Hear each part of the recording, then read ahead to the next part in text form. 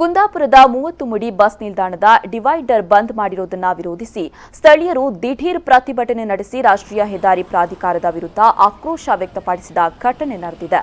ಕುಂದಾಪುರ ಕಾರವಾರ ಚತುಷ್ಪಥ ಕಾಮಗಾರಿ ಗುತ್ತಿಗೆ ವಹಿಸಿಕೊಂಡ ಐಆರ್ಬಿ ಕಂಪನಿ ಮಂಗಳವಾರ ಮಧ್ಯಾಹ್ನ ಸಾರ್ವಜನಿಕರಿಗೆ ಮಾಹಿತಿಯನ್ನ ನೀಡದೆ ಡಿವೈಡರ್ ಅನ್ನು ಮುಚ್ಚಿದ್ದರಿಂದ ಆಕ್ರೋಶಗೊಂಡ ಸ್ಥಳೀಯರು ನೂರಾರು ಸಂಖ್ಯೆಯಲ್ಲಿ ಜಮಾಯಿಸಿ ಪ್ರತಿಭಟನೆ ನಡೆಸಿ ಅಧಿಕಾರಿಗಳು ಹಾಗೂ ಜನಪ್ರತಿನಿಧಿಗಳಿಗೆ ಹಿಡಿಶಾಪ ಹಾಕಿದರು.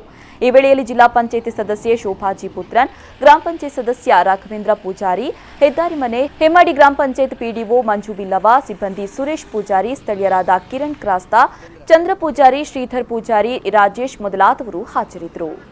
ಈ ಡಿವೈಡರ್ ಒಂದು ಬಂದ್ ಮಾಡಿದ್ರ ಬಗ್ಗೆ ನಾವು ಸ್ಥಳೀಯರೆಲ್ಲ ಸೇರಿ ಈಗ ಪ್ರತಿಭಟನೆ ಮಾಡ್ತಾ ಇದ್ದೇವೆ. ಏನಂದರೆ ಇಲ್ಲಿ ಶಾಲೆ ಮಕ್ಕಳಿಗಾಗಲಿ ಸ್ಥಳೀಯರಿಗಾಗಲಿ ಒಂದೇ ಡಿವೈಡರ್ ಇದ್ದ ಕಾರಣ ಒಳ್ಳೆ ಆಗ್ತಿತ್ತು ಆ ಕಡೆ ಹೋಗಲಿಕ್ಕೆ ಈ ಕಡೆ ಬರಲಿಕ್ಕೆ. ಇವಾಗ 3 ಕಿಲೋಮೀಟರ್ ಅರಟೆಗೆ ಹೋಗಿ ತಿರ್ಗಿಸಿ ಬರಬೇಕು, 3 ಕಿಲೋಮೀಟರ್ ಆಗ್ತದೆ. ಈ ಕಡೆ ಆದರೆ ಹೆಮ್ಮಾಡಿಗೆ ಹೋಗಿ ತಿರ್ಗಿಸಿ ಬರಬೇಕಾಗ್ತದೆ. ಎಲ್ಲರಿಗೂ ತುಂಬ ಪ್ರಾಬ್ಲಮ್ ಆಗ್ತದೆ. ಸ್ಥಳೀಯ ಮಕ್ಕಳಿಗಾಗಲಿ ಶಾಲೆ ಮಕ್ಕಳಿಗೆ ಹಳೆಯವರಿಗೆ ತುಂಬ ಪೇಷಂಟ್ ಎಲ್ಲ ಇದ್ದಾರೆ, ಎಲ್ಲರಿಗೂ ತುಂಬ ಪ್ರಾಬ್ಲಮ್ ಆಗ್ತದೆ. ಆದರೆ ಇವತ್ತು ಮಧ್ಯಾಹ್ನ ಯಾರೂ ಇಲ್ಲದ ಸಮಯ ನೋಡಿ ಮಧ್ಯಾಹ್ನ ಬಂದು ಇಲ್ಲಿ ಪೊಲೀಸರ ಪ್ರೊಟೆಕ್ಷನ್ ತಗೊಂಡು ದಾರಿ ಬಂದ್ ಮಾಡಿಬಿಟ್ಟಿದ್ದಾರೆ.